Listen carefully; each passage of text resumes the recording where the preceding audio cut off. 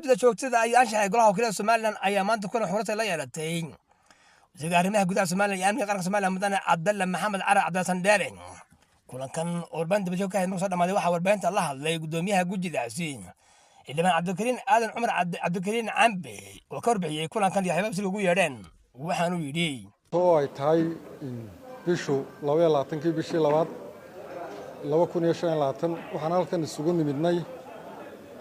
wasiirka arrimaha gudaha wasiir Cabdalla taasoo aan kaga wada hadlaynay ama aan isku xog wareysanaynay arrimaha amniga ee qaranka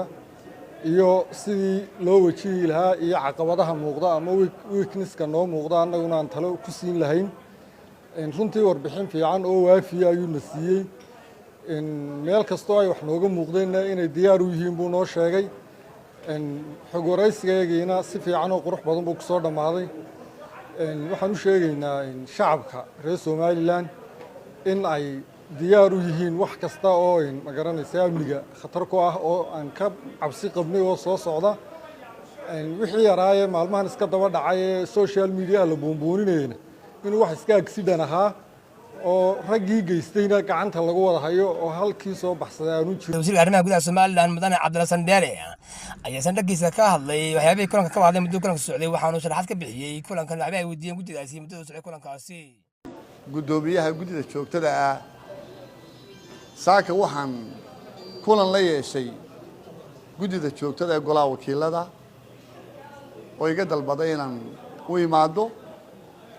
su'aalo fiican ayay weydiiyeen oo badankoodu khuseynayay shaqada qaranka aanu u hayno oo xagga amniga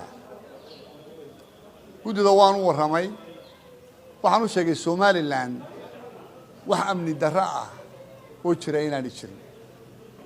gobol kasto ay tahayba laakiin waxay aad u xiiseynayeen dadweynaha doonaya inaan u sheego usbuucan soo dhaafay dilal gacan ka hadala baa dhacay wala isweydiiyay dilalku maqaar abaabulan bay ahaayeen mise wax iska dhaca bay ahaayeen horta dilal abaabulan ma yahayn waxaan laba qof oo wada fadhiyo laga yaabay in isku war xaragan wax isweydiiyeen ayay u badnaayeen waxana si wanaaga